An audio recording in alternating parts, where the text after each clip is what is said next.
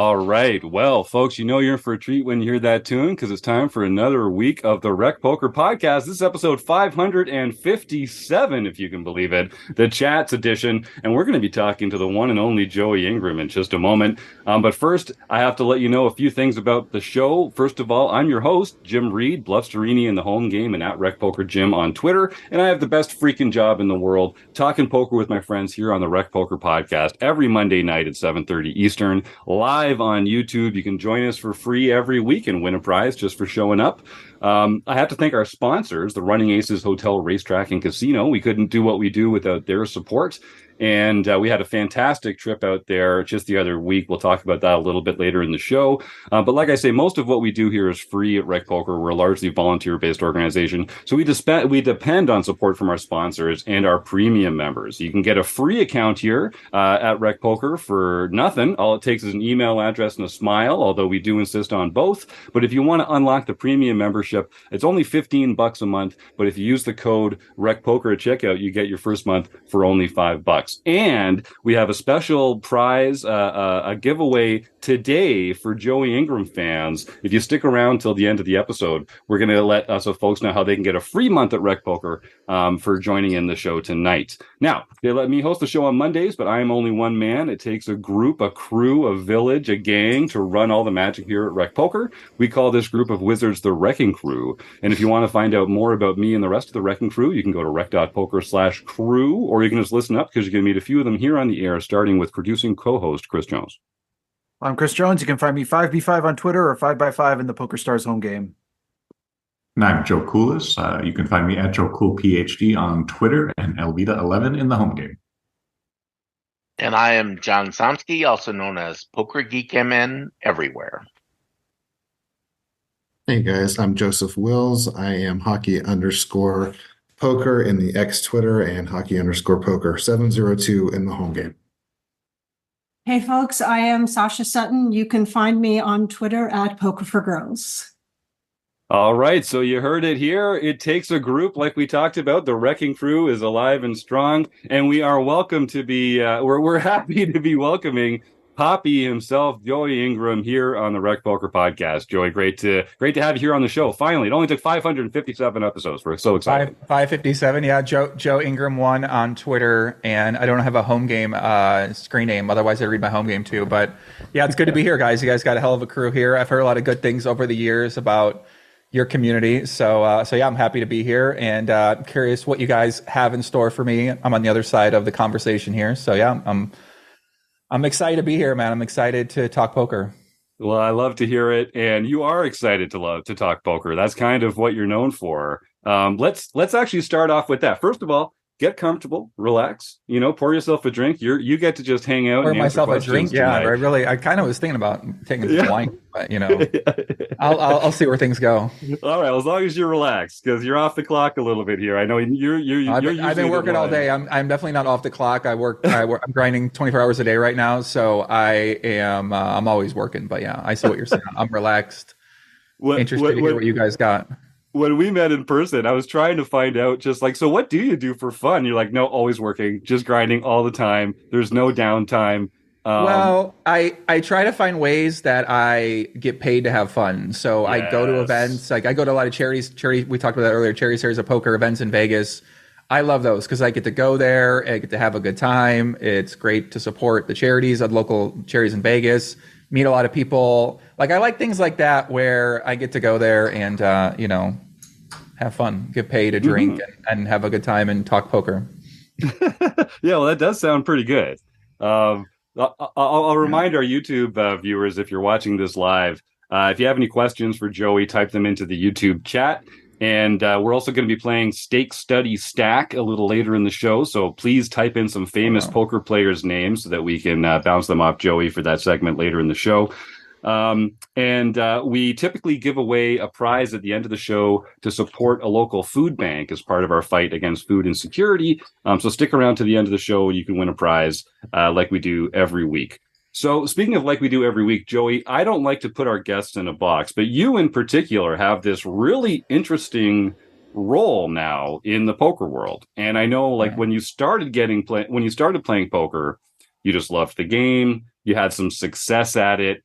and you have now, again, I don't want to put words in your mouth. Maybe you could describe to our audience kind of how would you describe it, Jim? How would you describe it? Why don't you let me hear you make a description, then I'll see if I think it's accurate or not. Well, you've kind of become this like passionate investigative reporter that like takes on rumors and scandals and debunks them and like gets to the bottom of them. And I think this is just like a little piece of what you do, but I think your reputation has become sort of like this arbiter of truth within the poker world rumor mill, which is such an interesting spot. Is that close to how you think of yourself? I would say that, I would say that's an interesting way to think about it. I didn't really know people thought about me that way for a while because I always thought of myself as like a big PLO player, and I had a great podcast where, I did hundreds of episodes of my podcast with some of the best players. So a lot of people really like the podcast. They like to hear from the crushers. They like some of my other edits. And, over the years, I've heard more of I'm known as an investigator, or I'm known as someone who likes to dive deep into things, which I always have loved to do that because when I was coming up the online poker world, I remember something happened with Poker Stars when Dan Negreanu was their ambassador, and I thought he was the voice of the people in the community. And I found out quickly that it's not how that works at all. So I've always said that if I got in that position, then, I would try to handle things differently. I would try to look at things differently. I would try to stick up for players. I would try to support players when they had problems against the poker sites or if people had problems in general. And I definitely understand now why Daniel does not want to deal with any of that shit. And it makes a lot more sense why he was collecting his salary and his equity and, saying more rake is better when he's living the best life.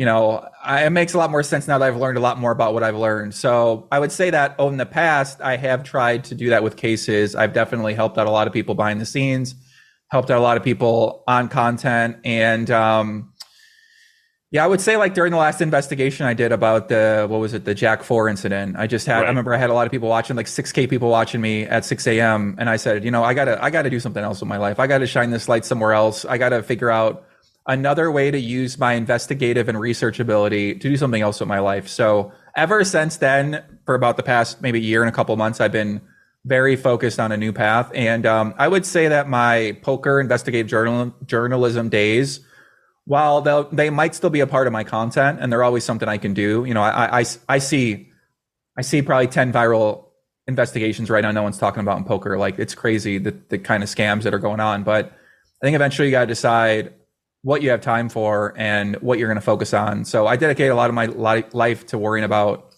poker, whatever you want to call it, right? These issues or this investigations. And I'm kind of shifting that elsewhere now.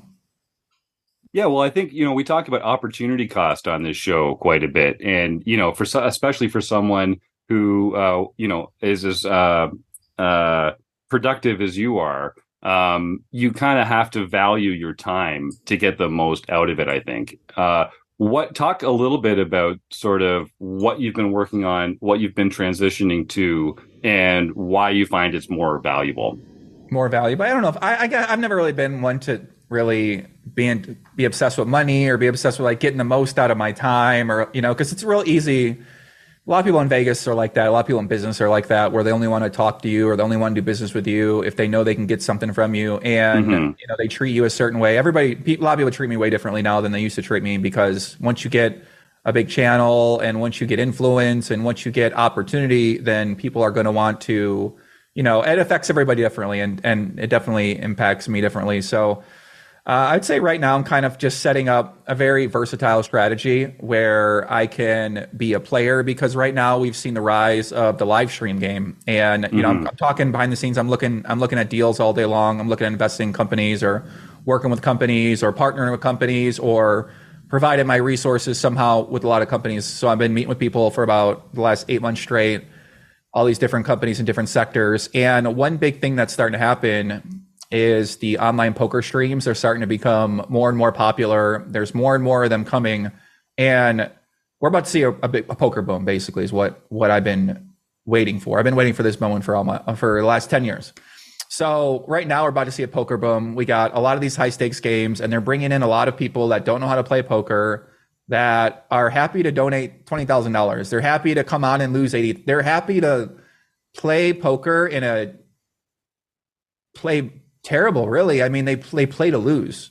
And Right. this was just, I don't remember this being a thing on these streams years ago. I just don't remember this being what it is. And now there's so many happening. I've already heard of so many more going on. So for me, I've been dedicating my past couple of years to really studying the game of poker. I'm deep in the lab. I'm studying 2-card PLO every day. I'm always locked in on 4-card. I got the best coaches in the world right now. My new partnerships are about to start, which those will be rolling out here pretty soon.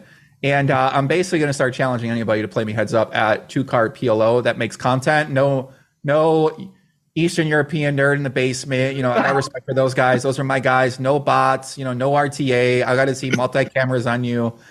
You know, but I'm looking to have more fun with my content. I'm not really looking I'm positioning myself to do whatever I want to do.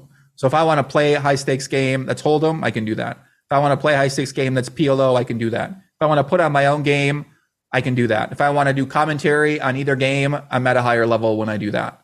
If I want to coach, I'm able to do that. If I want to create products and services off of the poker strategy, then I'm able to do that. So it just makes you very versatile as a player because I'm getting all these offers to play in these games. RECing Crew, you know, listen, you know, I don't know, man. Like, I never seen anything like this, guys. I'm gonna be honest. Like, this is crazy. These people don't know how to play, and they play with a lot of money regularly. So, what would you do in that situation? I mean, I'd be in those games.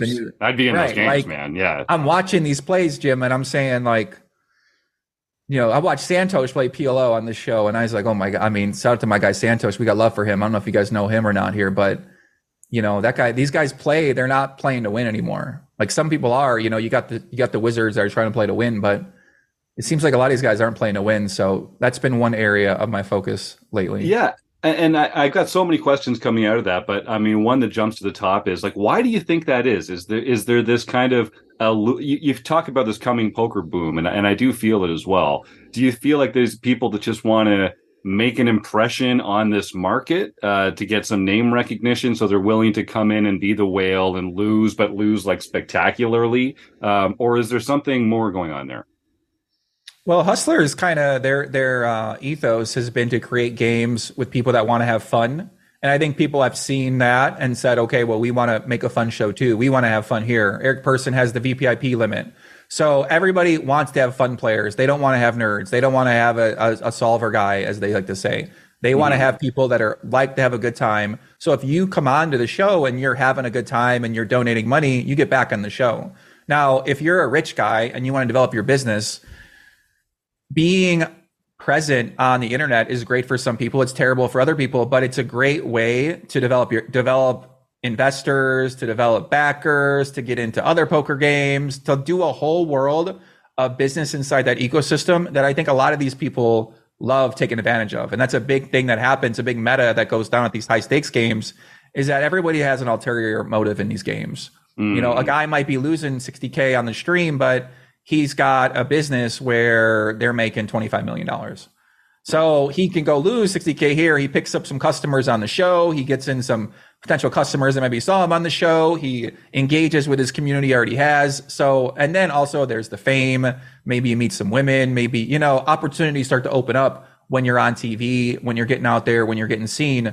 So I think it's like a combination of factors. And then a lot more people are just getting into poker, it seems like these days, and they have a platform to play. They're coming in from the Hustler shows. They're coming in from the Lodge live streams. And they never studied. Like they don't know they want to be better, but they don't know what that even means. And, you know, even if you do study, you often end up in a lot of spots with weak hands post flop where you don't know what to do anyway. Mm-hmm. So you can sometimes click a button and get it right. But oftentimes you're going to be in so many spots where, you know, so if you're an experienced player, this is where the edges are. This is where the arbitrage is. You know, at PLO, people don't know how to play at all. Like they haven't even studied anything. But at Hold'em, they're a little bit better. So you got to get deeper in the lab and yeah, you got to figure out where you're winning at, where your edges are. Yeah, I like the 2-card Omaha. That is where most of our listeners are versed here. Joe, you had a comment, I think, earlier. You unmuted.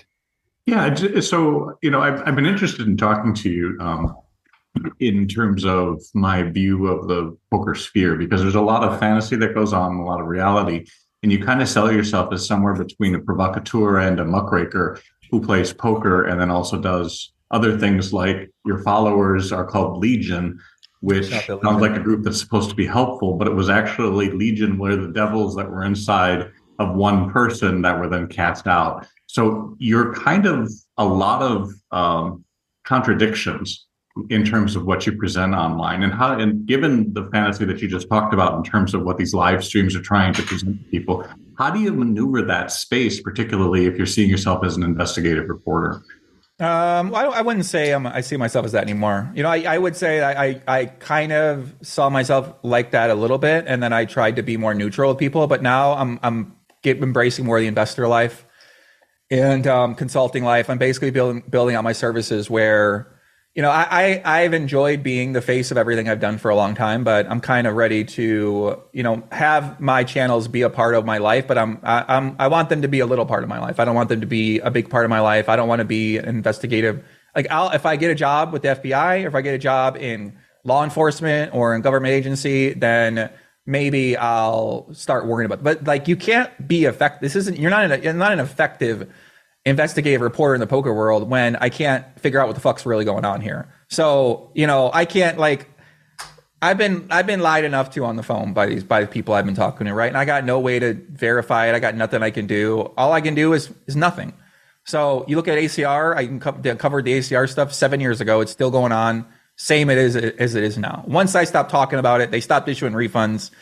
You know what I mean? Like, nothing is really changing here, guys. The poker world is not what it seems. You got a bunch of different sections of it. And for me to really be an investigative reporter, I need more resources. I need more tools. I need partners. I'm not doing this by myself. Kamikaze. I'm getting old. If I'm going to be kamikaze style, I'm going to put my effort somewhere else. I'm going to put it on things I want to be around, things I want to be doing, helping people out that I want to be helping out. And, my days of not being able to really do anything with these stories are over for now, but they're always there ready to be activated anytime I want. So I would say now I'm not really I'm very open now. I'm doing a lot more. I'm open. I'm meeting with all founders. I'm trying to meet as many founders as I can. I'm trying to talk to as many companies as I can, see what their goals are, see what they're working on, trying to find partners, trying to find companies I can invest in, versus before when I was I don't want to really talk to a lot of people. And now I know who the people are who I would say are operating in certain areas, and I just stay away from them. So that's kind of been my philosophy right now.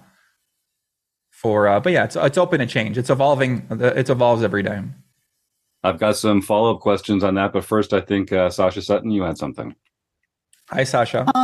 Hi, Joey. How are you? It's lovely to see you, and thank you so much for coming on. I'm very, very grateful for your analysis of what I call, these are my words, spectacle poker in the hustler vein. Obviously not so much in the Poker Go world and not so much on Triton. The old high stakes poker and the old poker after dark, very different aesthetic. And I know this is a very different moment. I love what you're saying about the donators and people coming on, not necessarily trying to win. You're talking about the high stakes context. I grind in Vegas and I see some of the most terrible poker on earth every day. Guys sitting at 2-5 tables with lots of money on the table and don't know what GTO is. I don't care that they don't know, but this idea that poker is dead or poker is so hard now, I so disagree with every cell of my being. When people say that to you, even at lower stakes, even at lower cash stakes, 2-5, 5-10, what do you say? Do you just laugh and then? No. Yeah, I mean, I've been hearing this for a while, and it's all about, you have to understand what that even means and how to make money at poker, because there's a big difference between being good at poker and making money at poker. So if your goals are to make money at poker and grind up your points or grind up your bankroll, the strategy is going to be different than if your goal is to be good at poker, or if your goal is to make winning poker plays or be whatever GTO or anything like that. So nobody says that to you unless, you know what I mean? Like a regular, most people don't say that to you, right? Because they're making money. Like, they know the games aren't dead. There's always a lot of fun players out there, and poker's all about game selection and repetition. So if you can find games where there's going to be weak players and you can play on those games consistently, you can get in good seats. You got to get in good seats. It's all about seat selection and game selection for maximizing your win rate. Combine that with talent, combine that repetition, and that's how you build a winning poker career. And then some people like to battle. Some people can beat various degrees of players, but I would say anyone that says that doesn't understand poker strategy, because once you really study and you learn how many mistakes you're making, even though you think you know what you're doing, you start to realize that most people are making a lot of mistakes in a lot of different spots. And you can print EV and certain flop formations and certain turn formations, certain river formations. And there's a lot of plays in poker where you're automatically making money.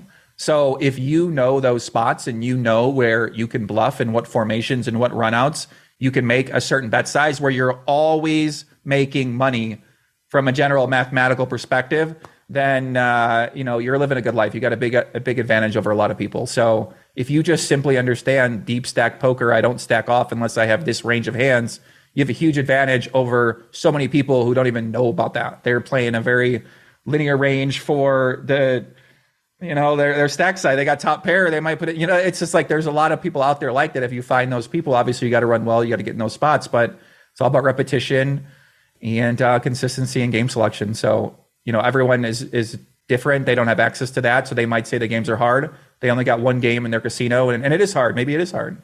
Maybe it is, right? Maybe they're not lying. But when you take into account the online ecosystem, the live ecosystem, and once you understand how to navigate those two worlds and get comfortable in those worlds, there is so much opportunity out there right now for you to make any amount of money you want to make. But obviously there's opportunity for you to lose a lot of money too. So, you really got to know the world and know what you're doing and know how to navigate through it. But yeah, I would agree with you that this is not, no. People are getting worse. Oh my God. I mean, no, I don't think so. I mean, no, I don't think so. The ACR with 3 bots at a game, maybe, yeah, they might be getting tougher, but I don't know. I love that answer. We talk about sort of like the unsexy skills of poker being like game selection and bankroll management. And they're not strategy based. People don't like talking about them, but they are so crucial. And like finding good games that you can beat, games that have players in it that are making the kind of mistakes that you can exploit. I mean, that's not going anywhere. So I think now, and you've got this kind of unique situation where you've built up this profile in the poker world, like we were talking about at the beginning. Now, like, you've got access to some of these fantastic games. What goes into like choosing for you when you choose to spend your time playing poker? What do you look for? Like, how do you choose where you're going to go play? What are the factors that you consider?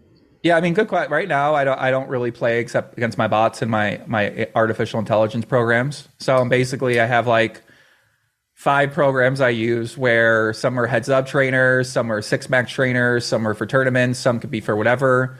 And then you have your more like deeper software like GTO Wizard AI, who I just started working with, who they have it where you can really build out these exploitative strategies because you can alter the parameters. Whereas before, for like a poker solver, like Pile Solver, you took hours to run these simulations, and if you change the bet sizes or if you change the ranges, you'd have to do it all over again. But GTO Wizard just bought this company called Ruse, and Ruse was something where they made it where you could edit the inputs, you could edit the range of hands, and you could edit the bet sizes, and in real time, it gives you alternative strategies. So this is like the most game-changing software I've ever seen in my entire life.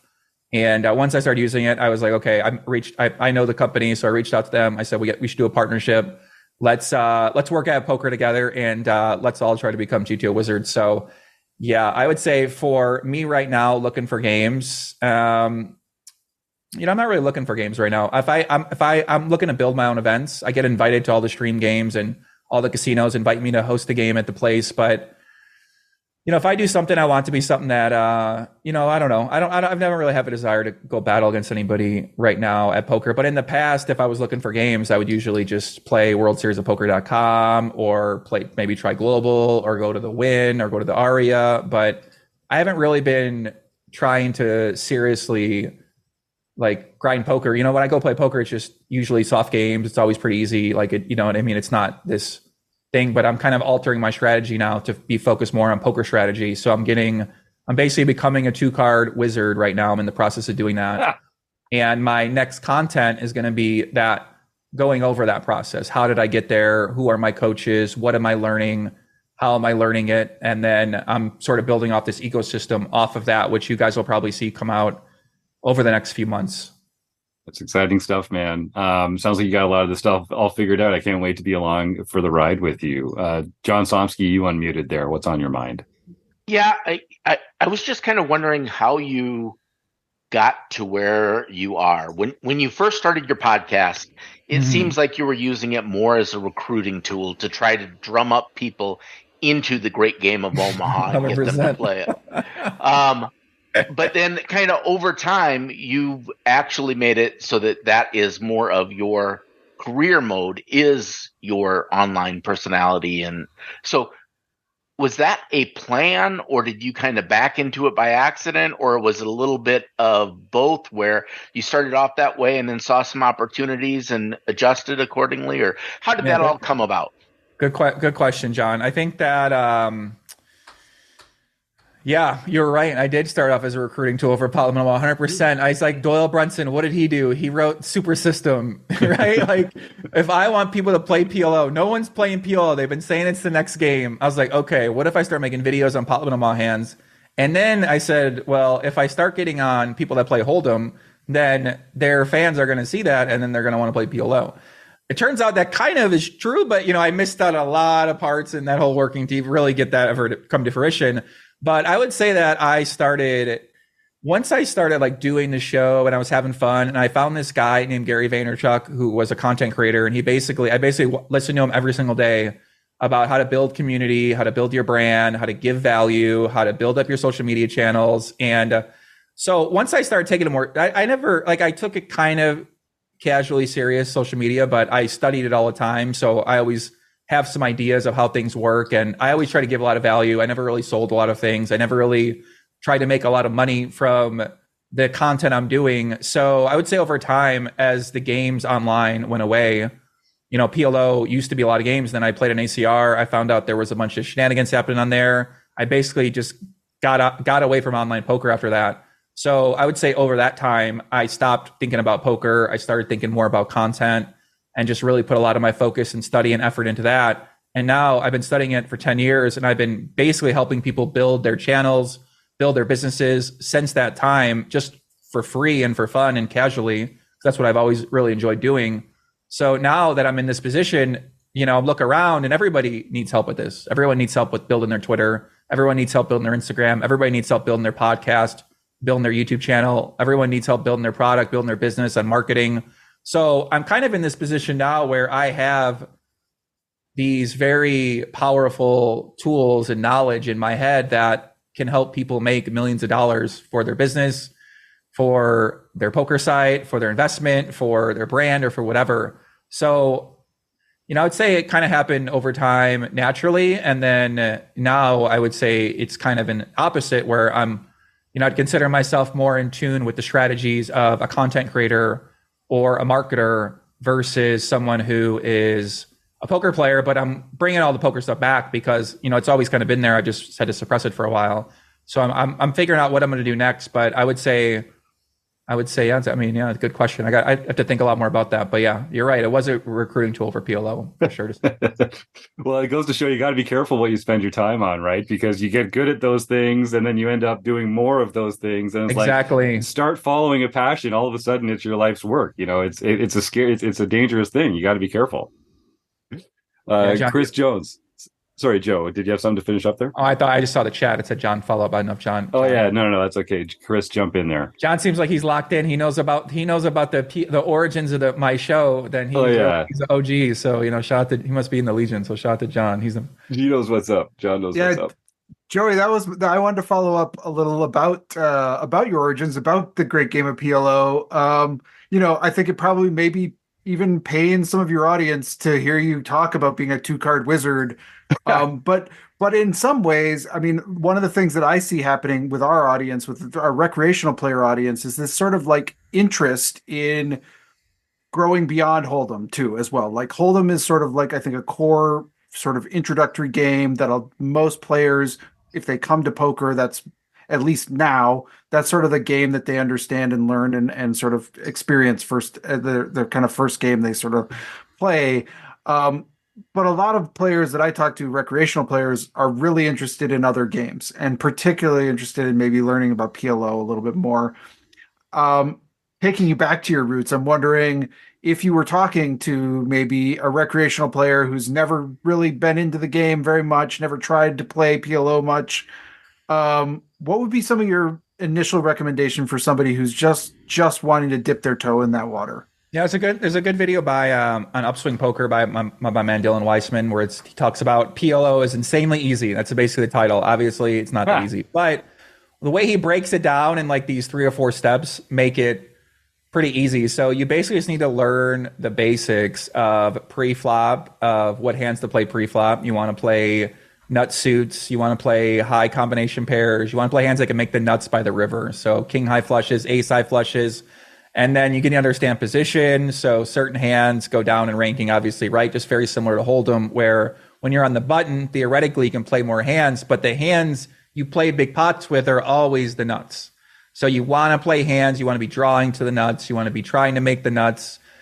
And that's extremely, extremely important because a lot of people get trapped in playing big pots with bottom 2 pairs, with the worst straights, with the idiot set, bottom set, and I call it the fucking idiot set, but that's the way you get into trouble once you end up in that land. So, most people want to play a lot more hands naturally when they play PLO because they get 4 cards, but you really got to think about how your hand works together, and suits are really matter, and all the different combinations in matter. So I would say, that's really the first important part of PLO is kind of going there, and then just understanding that. Like you want to make high full houses, you want to make high flushes, you want to make high straights, you want to have those hands with redraws when you're playing big pots, you want to have double suited aces in big pots, and you want to say your prayers. And PLO is a game, a spiritual game. It's all about prayer. It's all about mindset. And you really got to take care of your mindset when you're playing PLO because it can drive you crazy. So, a few different factors. But if you watch that video, Dylan Weissman, Potluck in Omaha, 30-minute video, this breaks it all down. And, those are your introductors, I guess.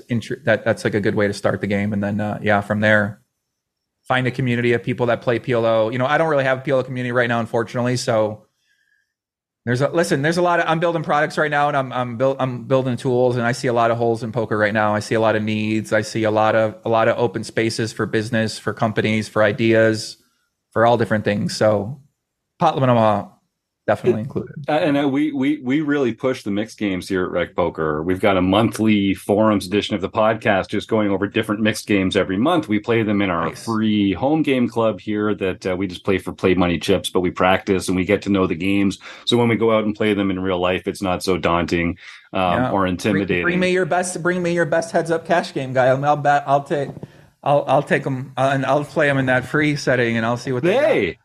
I think that sounds like more Rec Madness talk right there. I got to say, we've been talking about some ways to collaborate in the next little while. We do our March Madness style ladder bracket, which is play money, heads up, no limit hold'em. It's tournaments, right? Yeah. I'll play tournament. I'd prefer a cash game. It's got a lot more skill in tournaments. Tournaments, it's very different strategy. Tournaments, a lot of limping and very different. Like cash games, more... very different strategies, a lot deeper. But I'm going to be wanting to battle people at cash games, but I'll play the. I'm definitely going to play tournaments for heads up anyway. So I'm down to support. I'm down to be a part of it, and it sounds fun. Oh, awesome! Well, look Maybe for this coming. I think you should. Coming up in March, we'll be talking to Joey about some Rec Madness participation. We've got a lot to get excited about. Joseph, you guys got a lot of things going on here. Oh my god, we are an active group. We are. I got to do my due diligence. I study you guys' breakdown on how you guys are doing these events and stuff like that. You guys got a good thing going. That's right. Well, we kind of invoke you on the show from time to time. Every time someone's like, "Well, you guys get up to a lot." It's like, "Okay, don't get Papi on us." We're going to go deep. We're going to get deep into the investigation into how we do it all over here. But no, that sounds really exciting, man. Joseph, you had something you want to jump in with, I think. Actually, 2 questions, or a question and a follow-up. But when you were talking about, ACR, and we've seen the controversies with them and like GG Poker. Are you seeing that more in the high stakes? Because obviously a lot of what we do here is more on the recreational side, so the smaller stakes. Are you seeing that with the smaller stakes as well, or is it more in, kind of the nosebleed games? For the ACR stuff, I haven't really been keeping up that close of tabs with it. I just saw that a bunch of bots came out recently at tournaments and cash games and PLO and Hold'em, and it's basically the same thing that was going on before. It was at every stake. Every stake there was multiple bots, 2 or 3 bots at a table, and that's kind of what it always seemed like to me, was that you'd have. And now they took away the country. I mean, listen. If your goal is to put money on a site and get more money off, then, you got to be careful these days. And these software developers are not your friend. These site operators are not your friend.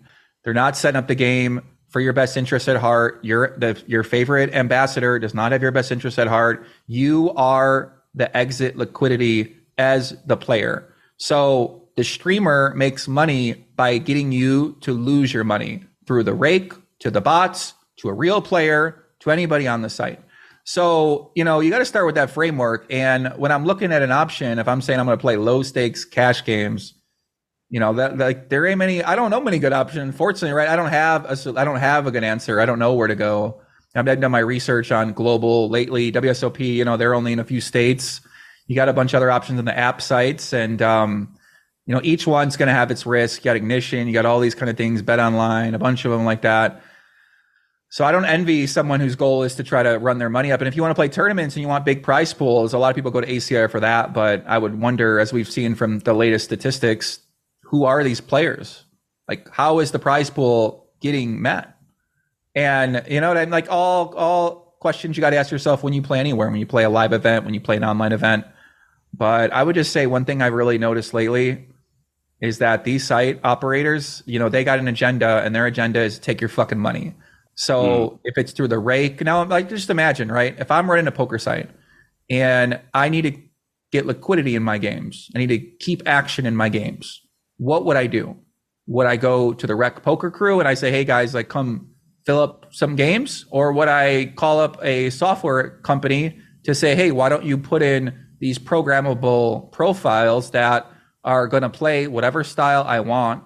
They'll be able to win as much money as I want them to be, and they'll be able to play 24 hours a day, 7 days a week under alternative player profiles, sometimes together, sometimes working together with the RNG, sometimes working together with each other to share cards. And we're going to put 3 or 4 of those people at a table. So now when the person sits down with $400, either the rake is getting it or one of the 3 players is getting it. So if you were running your own poker site and that was an option to you, and the only thing that was against you was nothing, then what would you do? Now, most people would say, I wouldn't do that. But other people would say, yeah, that sounds normal. It sounds actually a great idea. Actually, that sounds smart. Why would I not be doing that? So once you dive deeper into this world, you're going to meet all kind of founders, all kind of people that look at all these things differently. And, it's pretty scary as a player, right? So, for me, I wouldn't say I'm looking to, to rely on online poker at all. Not to say not a lot of people aren't making a lot of money, because there's a lot of ways you can build strategies. You can bum hunt, game select, go in the deep end, go in the gray area, go in any area, really. I mean, there's a lot of area, whatever color you want, you can find these days. So, everyone's got to decide on their comfort of risk and their goals for their finances when it comes to poker online. So, yeah, there's some content I'm working on about this. I'm gonna be diving deep into this soon, exploring this world. Sounds like it. Joseph, follow up? Yeah, looking forward. Yeah, just keeping with the recreational side of things, and you're talking about GTO Wizard, and I've heard a lot of good things about it. But if you're just starting out, is it more looking at exploitative play and why players are making the decisions they are, or is it studying GTO, or is it a mix? Or I guess what would be your advice for that? Yeah, it's a good question. I don't really think it's the best program for people. I'm trying to figure that out for learning, because you really have to understand how to use the program, and I don't think most people are going to take the time to understand how to use the program. So you're kind of just you're learning things, and you're learning things based on a set number of ranges that are more heads up situations. So I wouldn't say necessarily it would be the best tool to use if you want to learn multi-way, which a lot of recreational players are playing multi-way. So you can learn a general strategy in certain situations, and you can take some of those heuristics or some of the, kind of simple ideas and apply them to other situations when you play. But I would say the Wizard specifically is a little bit more for advanced players. And if you want, I would say you should take the time to learn how to use it. Any player is going to get benefit out of it. But it is pretty challenging. Like you said, you got to learn, okay, well, what am I learning here? And then how am I changing from this information? And what am I going to do? So it can be a little complicated. Last chance in the YouTube chatters. If you want to get a question in for Joey, we're going to be wrapping up the interview shortly. So if you've got any questions, type them in, and also stick around because I mentioned we're going to give away some prizes, compliments of Joey Ingram here at the end of the show. So don't go anywhere. We'll get a few more questions for Joey, and then we'll wrap this up. Sasha, you had something, I think. Joey, I want to thank you. A couple years ago, you reached out to me. You were interested in my perspectives on women in the game, and I really deeply appreciate somebody with your credential having this awareness. I think that we're in a golden age for women in tournament play for lots of different reasons. Women on the cash side, as you know, those numbers tick up extremely slowly. The cash moment for women, the cash environment is mostly okay and often not okay. It's a hard sell for me in terms of talking to women about coming onto the cash side. What's your sense of things for women in live cash these days? I would love your perspective.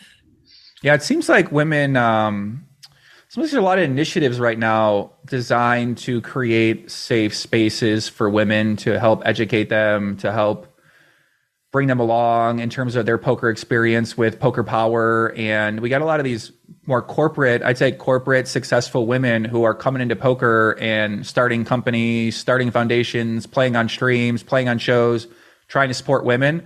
So I see some indicators that seem pretty good. In terms of playing cash games, I guess like public games, I guess like maybe be a little more specific on the question. Just in terms of live cash, low, mid stakes. I mean, I know exactly one woman playing. I know two women playing 5-10, for example, that I see on a regular basis. Yeah. Lots of women, many more women are in 2-5 tables at the major casinos here in Vegas. Yeah, I'm not really monitoring the demo right now for who's playing cash games. Like I would say I'm unaware of most things that are at lows that aren't at high stakes in Vegas right now. So like I know the general trends on where 10-20 and above in private games. Like I'm more in that private game world now and the event world and home game world. Where that's why I'm paying a lot of my attention to. So the public games, to me, the last place I want to go is play as a public game. Really, like ever since I started playing with my bots, I go sit at the Win now. Even playing PLO. I don't know. It's not really something like I'm looking to do more of unless I'm playing with friends or unless I'm organizing the game or anything like that. So I'm a little bit. I'm just not as educated right now on that. But I'm like you said, I reached out to you a couple of years ago, and I'm always reaching out to people. I always like hearing what people got to say and what their perspective is in the poker world, because I'm only focused on a very small part of it. So I'm talking to people that are running the companies or people that are creating the events or creating the content. So I'm not really able to be everywhere and stay in tune as I used to be in certain parts, because now I'm kind of evolving outside of that. So yeah, it's a good question. I imagine it's, always got to get more popular. It just seems like more women are playing to me, and you got a lot of great ambassadors. You got Kristen McNell out there. She's been raising her profile. You got Maria Ho, who's really, to me, taken it to a couple other levels lately with winning Game of Gold. And, she's always on Instagram making a lot of great content. She does a lot of commentary, works with the biggest companies. She's got a really big network, and I think she's a real powerful figure in the women in poker world. So I feel like we're seeing a lot more of those. And over time, I feel like it's only going to get bigger. So I'm pretty optimistic about the women in poker and growing that part of things. Thank you. So I've got a couple questions of my own, Joey, and then we'll get to a few in the YouTube chat and wrap this puppy up. You mentioned earlier that the poker world is not what it seems. What are a couple things that have surprised you about the poker world as you've gotten to know it better and get more involved within it? What are a couple things that have surprised you? I'm going to take a photo for my purposes, and I'm going to answer that good question, because that's a really good question. And a lot of things surprise me, Jim. Some things you can talk about, some things you can't talk about. But sure, basically, one thing, and I could go into this for 3 hours. I've thought about how I would make a video on this for a while, but it's basically there's a big fugazi where, you know, none of this stuff what it seems like. Most of these people aren't who they seem. The game isn't what it seems. Like, it's not, we're not playing poker. We're playing, I call it like wealth extraction, where you think you're playing poker, but you're not playing poker. You're playing, I'm taking your fucking money. So a lot of these people that get in, you're like, you go on a poker site, you see cards, you see chips, a flop came, bets went out there, but this isn't poker. This is something else. This isn't, it's a vehicle for people to take your money. That's what I've really distilled this down to. When you had ESPN back in the day, what were they telling you?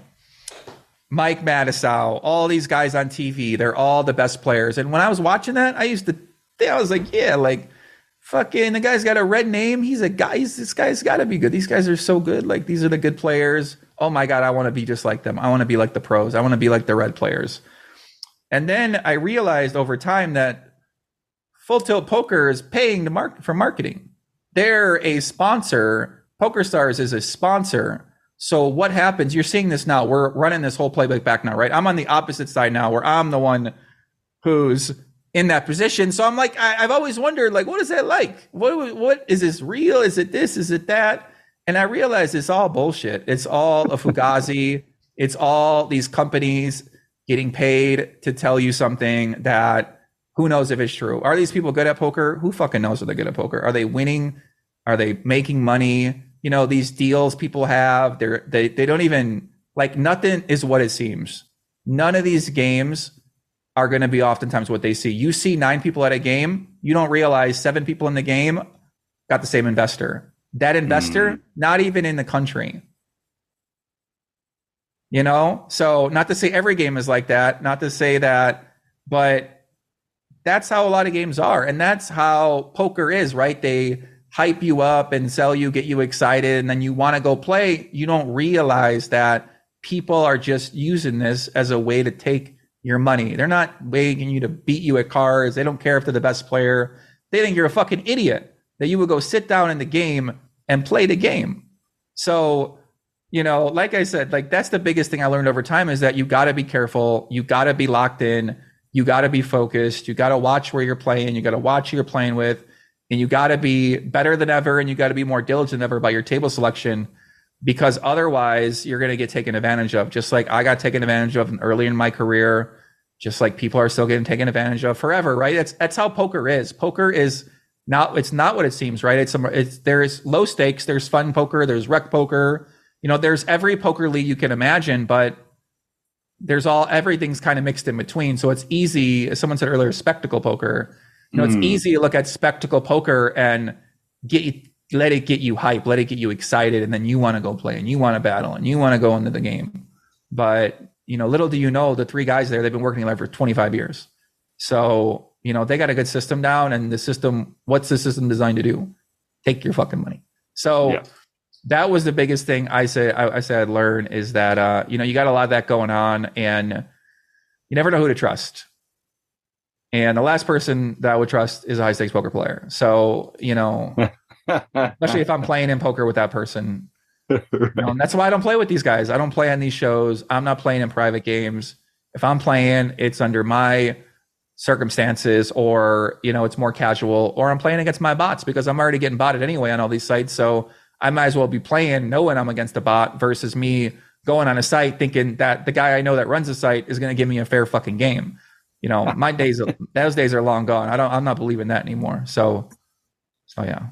Yeah, that's, I mean, I believe it. And I think the more, you know, involved in the game you get, the more you sort of come to recognize, like, the pageantry and the setting that is being put up. And I think for a lot of the big players and the big businesses out there, you know, it is, how do we get the money, right? And how do we separate the people Jim, from the money? Jim, it's about, you know? Jim, it's about that. I'm telling you, right? I used to think that maybe it's not about that. Like, I used to think the same thing when I was investigating ECR. I was like, damn, this is like, I didn't, once I really started learning what's happening, I went down the deepest rabbit hole for years from this. And I was like, damn, none of this is what it seems like. None of this, like, you can't believe any of these people, really. Why would you believe any of these people that are saying, oh, of course we're not cheating? When the fuck did somebody come out in the video and say, hey, Yeah, we did it. We put the cards there. Show me a video in the history of poker where the guy came out and said, yeah, like I actually had the mark deck in there and we took that guy for $5K. He had aces and we had set and we stacked them all. Where's the video where someone came out and said that? I haven't seen it. So, you know, like, come on. You know what I'm saying? You know? Yeah. And I'm not saying all of it's like that. And there's, you know, people are living good poker lives. People are living their dreams. Everyone's using poker in their own different way. And I don't know, man. It's in a different world. It's like, yeah, really eye-opening these past few years about how poker works. No, I mean, we appreciate having you spreading the word, right? I mean, it's like you say, there's a lot of people that get involved in it, get to a high level and just keep their mouth shut. But they're keeping it shut right now, buddy. They're not saying anything. What's the incentive to say anything? Like, right. What are you you're gonna come out and then what's gonna happen? Right. No, the machine's not going to stop rolling. Right. I mean, like, what's going to happen to these people? Like, we've been watching these people do this for years and it's still rolling out and the train's still rolling. I mean, if you guys really knew what allegedly could be happening out there, you know, this would be the biggest stories. So, you know what I'm saying? Right. But nobody who wants to say, what's going to happen? You're going to go out there. Your life is going to get maybe destroyed. Your life's going to get threatened. Who knows what's going to happen out of that, right? I've dealt with all that kind of stuff in the past. So you got to be a crazy person, do it. And there aren't many, like, if you're that crazy in poker, you just do something else and make more money.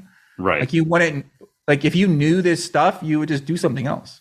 So that's the trend I've noticed, is that where are they going to go? Like, are they going to make a YouTube, you know, what are you, like, for what reason would they even have an incentive to So. No, incentives. I mean, that's a big reason for a lot of this stuff. I always think that's, you know, ask why and ask who benefits, and then you get, you'll find some interesting answers. I can tell we're going a little long, Joey. I hope you don't mind. It's all good. I don't mind. I'm fired up. Like I said, I've been locked in on this. I'm working on my content right now, and I'm just deciding how deep I want to get on this stuff because, you know, some of this stuff is pretty explosive, and like, it's just right. It's right there. It's distilled down so simply right now in some ways that when the right people hear it, they're going to be like, "Oh, fuck, okay." That in a way I don't think's really been put like that. And but at the same time, it's never been easier to crush poker. That's the sick thing about this, is that once you know this stuff, you're just dominating. You know what I mean? You're always in situations where you're crushing. So, that sounds pretty good. Yeah, I mean, you know, that's the flip side. Once you know this stuff, like, what are you going to do with the information? Do you want to use it to play now? Do you want to use it to identify weak players in your game? Do you want to use it to identify trustworthy people in the game? I mean, like, that's ultimately where this information gets you, is you're trying to get information on players in the game to figure out where are they at in their range. You know, are they a legitimate player? Are they an illegitimate player? Like, that's how online poker's always been. That's how poker's always been. You got to figure out who's trying to fuck you and who's trying to, you know, play it straight, I guess. Yeah. Well, I mean, if you've got a little more time, we're going to keep rolling here, because this is great having you. Well, and I think, you know, once you develop some of this stuff and get your message laid out and get the word out on some of this stuff, we'll have to have you back on the show, because I'd love to talk more about kind of this shadier shadow side of the poker industry, but I don't want to steal your thunder, because I know you've got something coming out on this already. So yeah, I probably really am not. I'm probably not going to put it out. Like, I'll probably put it out for my private group, and then, you know, I talked about this for years. Like, none of this is literally already in a video. Like, I already made videos on this exact thing, and really what I say wouldn't change much. Like, it's about the same exact thing that was going on in 2020, 2021 is going on right now. So, you know what I mean? Like, really, there really ain't much to say. Like, it's so boring. Online poker these days is just so boring to follow. It's just not even, you know, I don't know. It's so sad what happened to it. It's so, the company's ruined it, bro. It's so sad, but. Yeah. Whatever. Well, there's nothing like live poker. I know that's where most of us kind of like enjoy playing and have a more positive, like, player experience. I think a lot of us play online to get the reps in and sort of to practice, and because it's what's available. But I think especially recreational players, I think most recreational players really prefer to play live, and I think you can feel more comfortable about, like, game security and that kind of stuff in a brick and mortar casino, where it's all, you know, there and established, and people are generally good actors. I would agree. Theoretically, that's what you think. Theoretically, yeah, that's right. At least you better odds. You know, we're all about odds. One tip I would say, right, when you're playing hands with people, the people you want to play hands with are people that you see consistently losing money. So when you see them losing money and they make bad plays, those are like you, because this is the foog, right? The foog is this most standard thing, and you find in these private games where people are cheating. The guy's playing a lot of hands and he's playing, but he somehow got 700 big blinds. How's he got 700 big blinds? How's he did that 3 sessions in a row. This is when you start, all right, who'd the guy come with? You know, who's he looking at? Who's he talking to? Like, where, you know, that's when I might do a due diligence and go through your entire life and figure out everybody you know, right? Like that's when you would, you see what I mean, right? So, yeah. But this is a simple tip. You want to find people that are, this is how you avoid this, is you see at a table, okay, that guy's definitely, he's playing. I mean, come on, like, you know, and that's the only way you know for sure. So, take it, game selection. Do that with what you will. Yep, I love it. Let's pivot a little bit to some of the positive things in the poker world right now. Joey, you've been very generous and offered to collaborate with RecPoker a little bit going forward on some fun features or some ways that our members can get more Joey Ingram in their lives. I'll ask our audience. This episode is going to come out at the beginning of February. Email me, please, jim@rec.poker, and suggest some fun ways that you'd like to get more involved with Joey Ingram and RecPoker, and some fun ways that we can work together to brighten your day in the poker world. And if you're in the YouTube chat, type it in there. Yeah, because Joey, I want to do more of this fun stuff. You got such a great attitude about this. I just enjoy talking to you so much about this. What are some things, like, you've got all these options now, and you've built this up perfectly. So like you said, you can play 2-card, you can play 4-card, you can coach, you can add commentary, you can consult. You know, that's what success looks like to me, being able to choose how to spend your time. So let me ask you this. What do you like to do the most? What do I like to do the most? That's a great question. What do I like to do the most? If there were no, you know, strings attached, just like no strings attached. I really like, I love consulting and working with companies, and I started doing a lot of advising companies and a lot of startups. And I've always really liked people helping people build their business or promote themselves, or I've always loved helping people get famous and get really well known and make a lot of money and shine the light on them. So that's why I really like working with founders, because I feel like I've been a founder for so long. I've worked with so many founders. I have a very empathetic for the struggles that goes into building a business or building a company or building your social media channels and figuring out how all of that kind of stuff works together. So I'd say I love doing that. I love playing Heads Up Hold'em. I love researching pretty much a lot of different topics right now pertaining to investing or banking or finance, or you know, what's really happening out there in the world. The language is another one of my main topics right now I like to study. So, you know, I'd say those are my favorite things right now, is a combination of play Heads Up, study poker, study my other topics, and work with the companies I'm working with. So yeah, I got some fun projects I got now, and it's all starting to come into fruition, you could say. I love it. It's great. It's great when a plan comes together. I was going to have that be the last question. I know Chris has a couple in the YouTube chat, but you've just pulled one more out of me. Joey, in your life leading up to your career in poker, did you have these sort of skills? Is this a natural affinity of yours? Did you consciously work on them, the studying and knowing what you wanted to get more into? How much of this is new to you since you've entered the poker world, and how much is just an extension of your earlier life? Yeah, good question. When I was younger, I used to play sports a lot and play online games. So I like to compete at online games. Specifically, I played a game called checkers, which not many people play, but checkers or chess. I used to play these speed checkers games where it was 1-minute matches. And I must have played like 100,000 of these matches where I'd battle everyone in the lobby, basically like poker, but heads up checkers. 1-minute matches, so it's speed. It's like fast. So I got really good at that. I would climb up the ladder on that. I would always play Madden competitively on PlayStation, and I would climb up the rankings on that.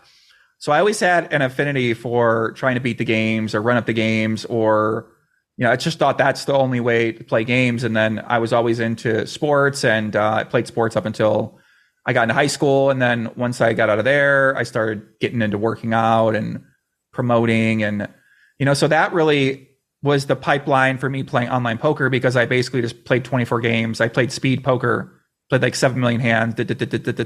So like I built my strategies and built my, sort of off that. And then that took me into content, which is kind of natural because I always loved talking to people for a long time and asking questions and getting to know you and taking a deep dive into your life and seeing where the conversation takes you, which was my podcast.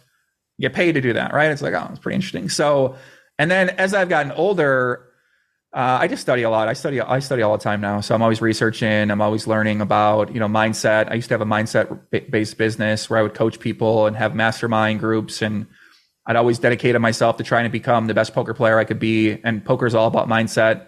Content creation is all about mindset.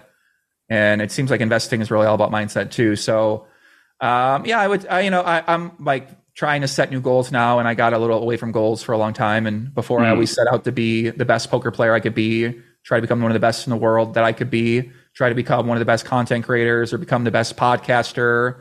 Or now I want to become the best investor, the best builder of products and tools and helping people out. And so I've just sort of reframed out of the way I used to think about things and took it down a new path. And then off of that, I'm building out new goals and new indicators that show me I'm on my path. I'm setting out to achieve what I said I'm setting out to achieve. And yeah, I guess it's evolved over time, but I've always tried to be good at what I did.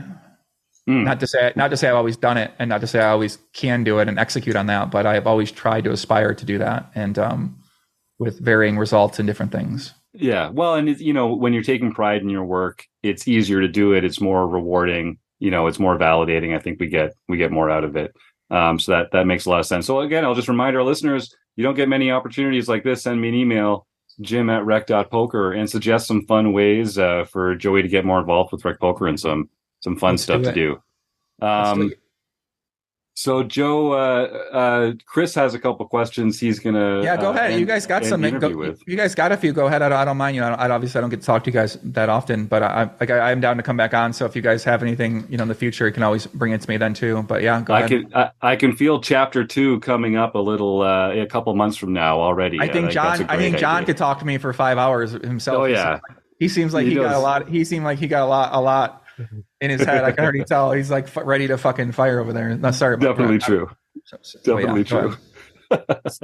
So Joey, I got one question from the YouTube chat, and then I've got then we're gonna go into our game Stake Study Stack, which I'll explain to you in a second. Okay. So the question comes from Lachlan, and he wonders how you feel about PLO 5. Mm-hmm. Do you believe it's more than a cash game? Does it have any potential to be a growing MTT type game, PLO 5? I don't play that game. I heard good things about it, but I don't play that game. That ain't my game. 5-card. I'd rather learn anything else but 5-card. I'd rather learn how to rock climb than 5-card PLO.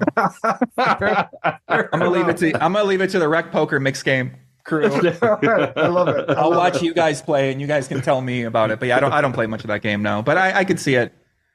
I could see it. You need an ambassador. Every game needs an ambassador. So someone's got to. Doyle Brunson, God rest his soul, hopped out there and put himself in front of the game and said, "Fuck it, I'm the man." Sorry, I keep swearing, but I'm just too. That's okay. It's allowed. We'll have I've been so like fired up lately, and I don't get to have many long conversations with people. So when I talk, I'm just like, I got a billion things to talk about. But let's shift to our game. So since we've already gone explicit with the podcast. You probably once played a game in childhood called Kill Fuck Marry, right? Okay, so this is a game we call Stake Study Stack. I'm going to give you 3 names. You get to stake one of the players in a cash game or tournament. You get to study with one of them, and you get to just take all the chips of the other. All right? I'm in. All right. Your 3 names are Doug Polk, Garrett Adelstein, and Tom Dwan. Doug Polk, Garrett Adelstein. What was the study? How did the study work? You get to learn from them. They get to teach you something about poker. You get to study with them. Wow. That's a crazy one. Well, I've learned a lot from Doug Polk. Definitely learned a lot from him.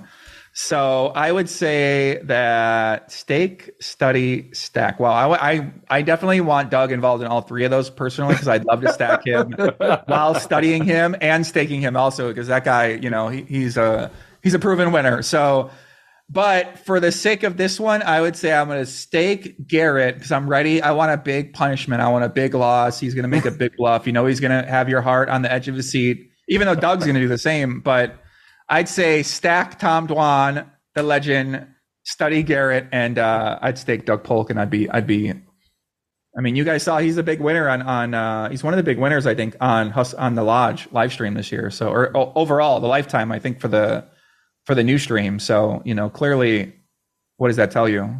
I love it. All right. Well, we're going to put that out and let Garrett, Dwan, and Polk know that's how you feel about him. I mean, stack Tom. Can you imagine stacking Tom Dwan, the GOAT himself? I mean, you'd love to learn from him too, though. Yeah. Like, just imagine getting, learning Tom Dwan. The guy's a legend. I mean, come on. Chris doesn't make these easy for our guests, That's a sick question. I like this. I really like that format for the game. That's pretty good. Well, we got to thank Eric Jin, RECing Crew member Eric Jin, who lives on the West Coast and can't always make the recording time of these.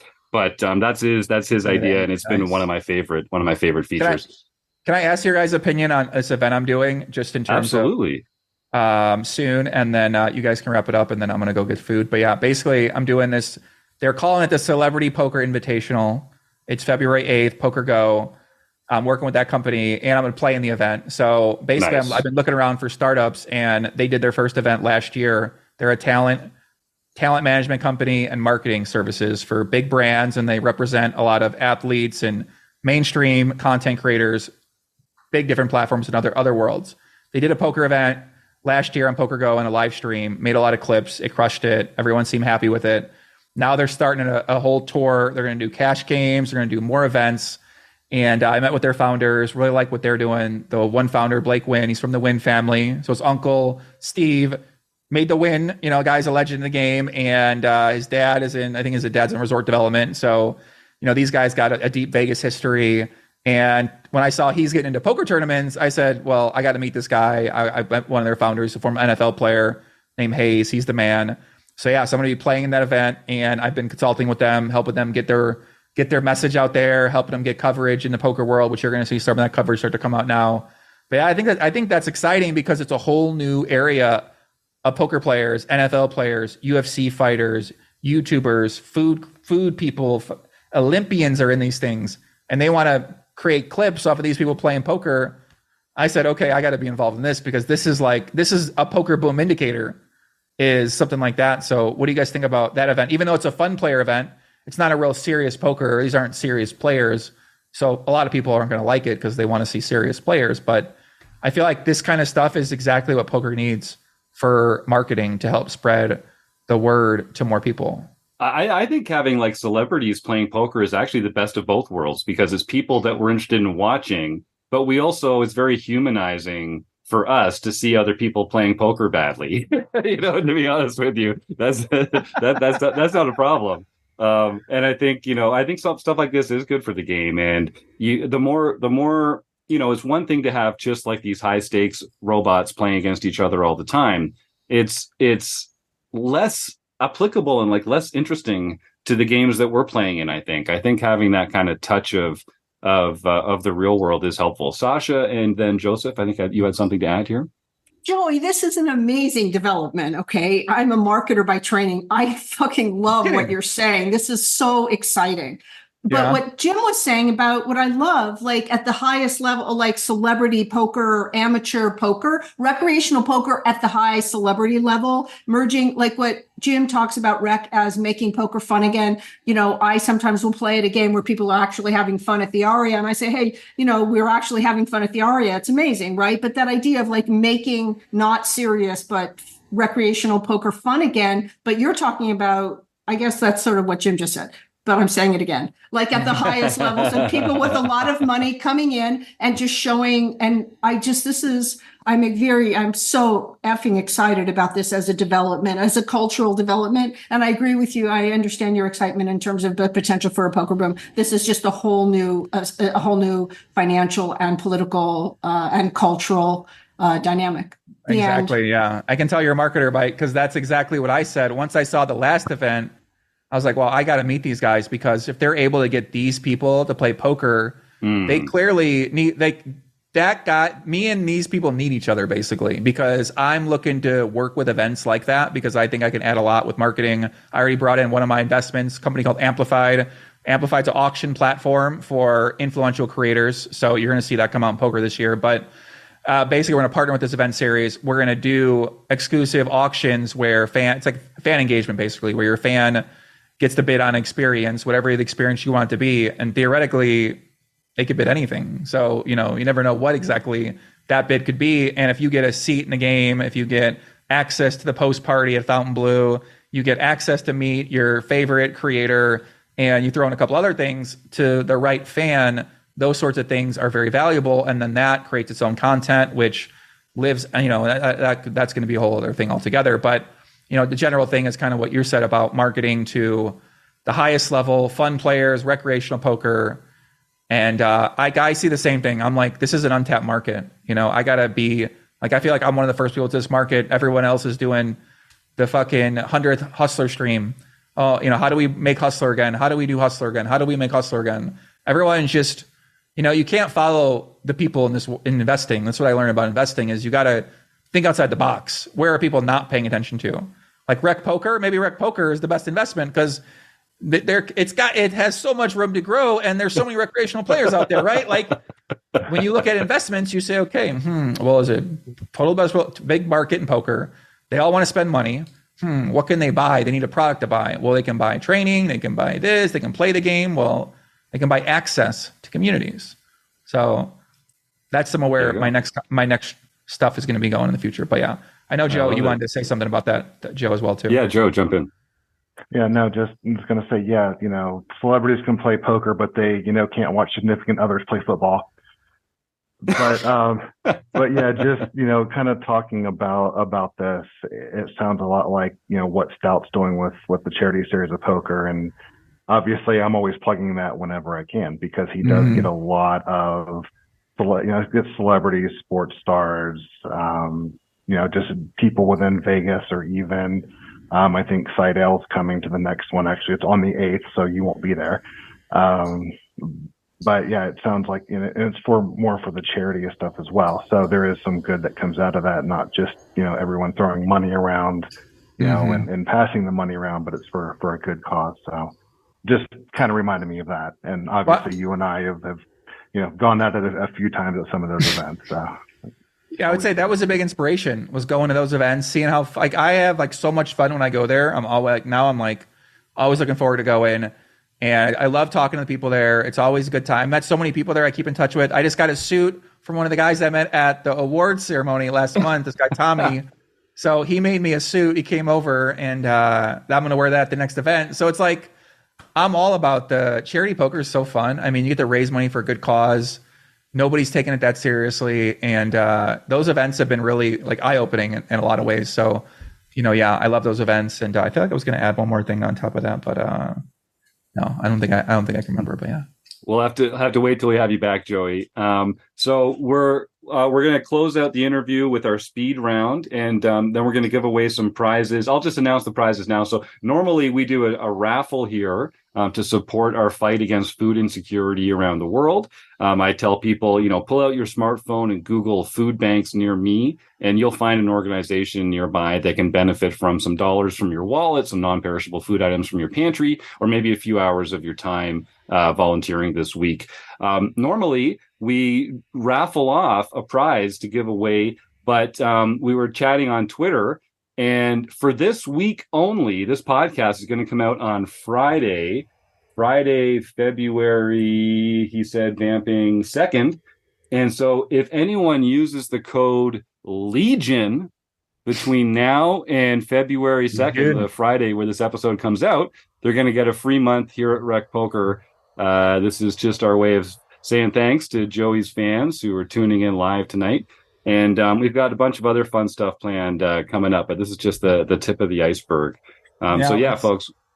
Let's do it. Yeah, I guess I'll leave it with that. So basically, I'll give you a little bit of way I'm thinking about it. Yeah. So for this for that offer, this is the way I'm thinking about it.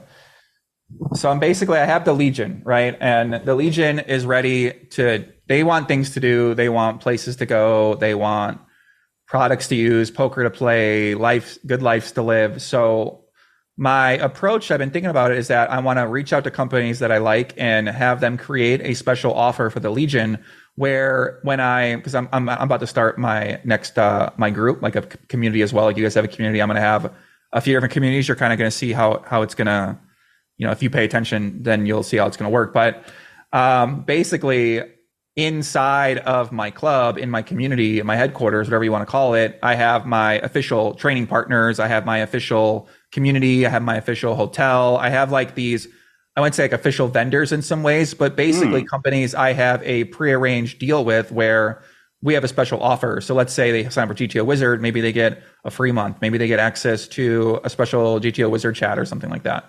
If it could be literally put anything on that, but maybe they get a discount. Maybe they get 20% off for a year or something like that. So it kind of could be anything. And that's one way I'm trying to differentiate the offers that my partners are going to have. And that was kind of what I was thinking here, where, hey, I'm out there doing something. I go, oh, you're a recreational player. Like you got to go to RecPoker.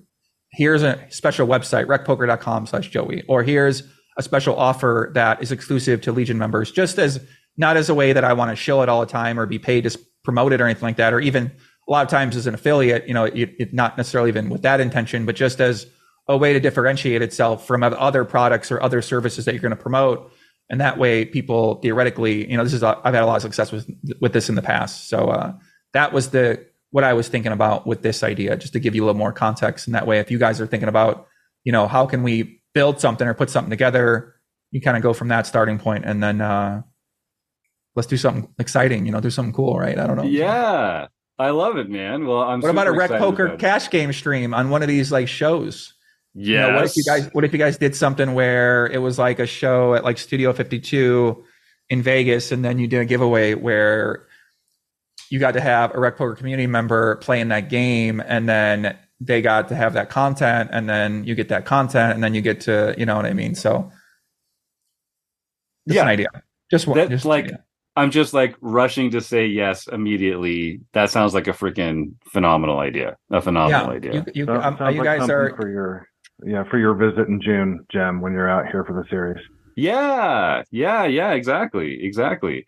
Well, as you can see, we're still working on some of these offers, some of these fun ways to work together. So it's not too late to get some suggestions in. Joey, we have this speed round that we usually do at the end of the show, but we're kind of going long. You still want? All right, we got time. It is a speed round. I don't mind. Listen, I don't even do any poker pod. You guys don't understand. I haven't done a poker podcast in like, I can't remember the last time I did a poker. I don't talk to anybody in poker. That's what I mean. Like Jim, I've heard so many good things about you, and I was like, yeah, like fuck it. Let me go support the RecPoker community, because like if you guys post this for your community, I think they're probably going to be like, dang, you guys are getting the hardcore people on here. Like, how are you guys getting these people on here, right? So then other people are going to want to come on the show. You can say, hey, we have Papi on here. You can go to other people and say, hey, come on. This could be like a whole thing for you that you never know, right? It could go anywhere. Feels like it. Yeah. Right. Like you guys can now you guys can say, hey, we had Joey on the show. He endorsed the show. He likes the show. Why don't you come on my show? You get to get access. You get to get a good reason to ask anybody to come on your show now, which is kind of cool. I'll tell you, man, nothing warms my heart than hearing you say, oh, I've heard good things about what you're doing with the RecPoker community here, and that like RecPoker is making, the recreational poker world a better place. Like when I heard you say that, it's just like, God damn, like, yes, this is what we're doing. This is a passion project for all of us here on the RecPoker Crew. We love poker. Paid to do this? I mean, some of us do coaching on the side. We have a premium membership, and we kind of run this as a co-op. I share the profits from the membership with everyone on the RECing Crew. So the greater we make it, the greater we all benefit from it. But we're a small organization. It's not much more than beer money. We're mostly here just because we freaking love this, and we love making the world a better place. John, you've got something. I was going to just say some of us make multiple cents per hour for the. Yeah, literally. Some of us are in the double digits of cents per hour if you think about it. So, yeah. So it's extremely validating to hear that, and I love it. And I think you guys all got jobs. You're saying everyone. Oh yeah. Sasha's a marketer. Jim, everyone you actually got a job. You're not. No, you're no, not, no, no, no, no, No, no. Sasha is actually a cash grinder. Yeah, I'm a grinder. a I cash took the grinder. plunge, Joey. Yeah. I just bought by training. Yeah. Oh, you're a local sicko. I get it. Okay. Yeah, that's it. 100%. 100%. But yeah, most of us have day jobs or we're retired, and this is just what we love doing. And we probably spend more time on it than makes a lot of sense financially. But that's not a motivator for us. We love awesome. poker. We love making the recreational poker world a better place. And it's kind of like I say, it's turned into this thing where I feel like we are making a difference. People reach out from time to time on social media or email or stop me when they see me in the casinos and, give us some positive feedback. I know that's true for other RecPoker Crew members as well. So thank you very much for the kind words. And like I say, it just means a lot that the movers and shakers kind of feel like we're doing good work for the poker world. That's fantastic to hear. Yeah, I've heard that for many years. So, keep up I can tell, come on here. You guys seem like you got a good shop. I registered for the site, kind of looked around, looked at the content, how you structure things. So, like I said, it seems like you guys got a pretty winning formula. So, I'm down. I'm down to follow along. Now you got me as a follower. I'm following along. That's right. With the rec poker journey. And you never know what's going to happen. It's going to be a great year. So I'm pretty excited about it. You took the words right out of my mouth, man. I think the ceiling's high and the future is bright. Well, let's dive into come on, let's do it. Speed round, closing the action. This man's got to eat. All right, here we go. So this is we call it closing the action. We want quick, fast, short answers. The top thing on your mind. If you have to think about it, just say pass, and we'll move on to the next one. Okay. Okay. We're going to start with an easy one. Here we go. Closing the action with Joey Ingram. What is your favorite poker hand? Aces. Is poker a gamble game or a skill game? Skill game. What's your biggest poker pet peeve? People that beat me in the hand. Good answer. Yep. Is Die Hard a Christmas movie? Definitely. Is Ace King a drawing hand? No. In tournament poker, are you pro chop or no chop? No chop. What player type are you? Very aggressive. Is a hot dog a sandwich? Yes. What's one thing you're afraid of? The YouTube section. The comments section. The comments, yeah. No, don't go there. Should vacations be lazy or busy? Both. Depends. What's your favorite brick and mortar poker venue? The Win. Yellow light coming up. Slow down or speed up? Speed up. Definitely. For tournaments, register early or max late reg? Probably register early, right? I don't know. I'm not professional like those guys. Like those, I don't look out right. What's your favorite color? Red. Who is your poker nemesis? Poker? No, I don't have a poker nemesis. When you were growing up, what was your favorite holiday meal? Thanksgiving with the sweet potatoes. Nice. All right, last question. This is not a speed round question. You can take your time, and then we're going to let the man go after this. You've led a rich, long, full life. Looking back on your life, let's say someone comes up with a gun to your head and says, Joey Ingram, you have to go back and do one thing differently. What one thing in your life would you do differently? If I had to go back and do one thing differently, I would have started investing when I was 7 years old, and I would be the best investor in the world already right now. So that was what I would have done differently. I would have started investing when I was like a little kid, and yeah. Good answer. All right, I'm just doing some quick math here. You got 914 points in the speed round. Great work, Joey. That's well ahead of the curve there. How do you? What's the scoring you guys use? How do you? We have a proprietary system that we use nice. we keep behind the curtain here, but it's totally not just made up. It's definitely not just a made up number every episode. That would come right out of the whatnot or whose line is it anyway? That was it. It was whose line is it correct. anyway? You're a regular Clive Anderson there, Jeff. Clive Anderson. Yeah, there you go. Yeah. Joseph Wills. He knows what's going on. But you should feel proud of that one, Joey. There's some previous guests that are going to be very disappointed to hear that you scored in the 900s. I'll say that much. That's very impressive. Put on the leaderboard. Let's get it. Let's get him on the leaderboard. Joey, if folks want to say thank you so much for coming on the show, what can they do? Can they subscribe to something? Can they join something? Can they sign up for a newsletter? What's your best way? I think right now, probably best ways are Twitter at Joey Ingram 1 or Instagram, Papi GTO. I'm not super active on both, but I check my Twitter all the time. So if you want me to see it, mention me on Twitter, and I'll probably be able to see it. Or you could send me a message on IG, and then it'll go in my other folder. But yeah. Okay, fantastic. Well, I see Taylor Moss in the YouTube chat. Taylor is the guy that runs our Marek Madness. It's really his baby. So I'll be putting you two in touch.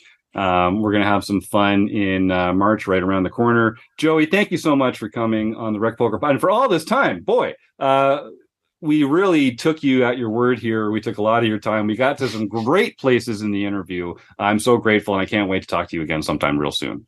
Yeah, thanks, everybody. Chris, Sasha, John, Joe, Jim, appreciate you guys very much. And yeah, I'll get out of here. I'll let you guys keep it moving, and we'll talk soon. If any of you guys want to chat anymore, just hit me up. Everybody in the chat, I don't have YouTube open, but if you're watching out there in YouTube, shout out to everybody in YouTube, shout out to everybody who's watching from the Legion. And more content coming soon. We'll be back. But yeah, enjoy, guys. Thank you so much. And look forward to seeing you guys again. Keep it up, Joey. Do you, man. Cool. Take care. All right. See you, everybody. All right. Well, folks, a reminder, if you're listening live or you're listening to this on the day it comes out, try your first month of RecPoker Premium membership for free by using the code LEGION at checkout. And if you're listening to this on the second day after it comes out, February 3rd, 2024 or later, you can always get your first month for only $5 using the code RecPoker. John Somsky, why don't you take us through some recent results in our home game club, and then we'll get this out the door because we got to go record the forums edition in no time here. All right. Well, I will move quickly. On January 22nd, Swedish Fishy 77 Lars got his first nightly victory for the year. Izanma got his first nightly victory for the year. Bone Crusher 14, Marcel Dusik got his first nightly victory for the year. Torinor Joshua Campbell won the daily mixed event. Roadstar got his first international victory for the year. East Coast Bitter Ben Enslow got his second international victory for the year. And then Izama, once again, won the LPP event. So he can contact info at rec.poker for his free month at Learn Pro Poker. Amazing. Yeah, send that email, info at rec.poker. Congratulations, Spike. And congratulations on all our winners. And a shout out to Ben Enslow, who's got 2 victories in the month of January. He is on track for his goal of 21 RecPoker wins in the month of 2024. So yeah, congratulations on the first 2, Ben. I hope that continues. We have gone long here, folks. If you're a premium member and you're listening live, if you're watching live, we're about to record the forums edition of the podcast where we chat strategy. If you go to the Rec.Poker homepage, you'll see the calendar there. Just click on that Zoom link. Come and join us as we take a post from the RecPoker forums and talk about it on the forums edition of the podcast. I guess I got to just thank the Running Aces Hotel, Racetrack, and Casino for their continued support. We couldn't do what we do without them. They're a fantastic sponsor, and we're very grateful for them. Joey Ingram, what a great guest. We're definitely having him back on again. And maybe someone is even going to be able to play against him in our Marek Madness in 2024. I got to thank John Somsky, Sasha Sutton, Joseph Wills, Chris Jones. Joe was in here as well. But anyway, you, the listeners, everyone in the YouTube chat, thanks so much. Another rockin' week of the RecPoker podcast. See you next week.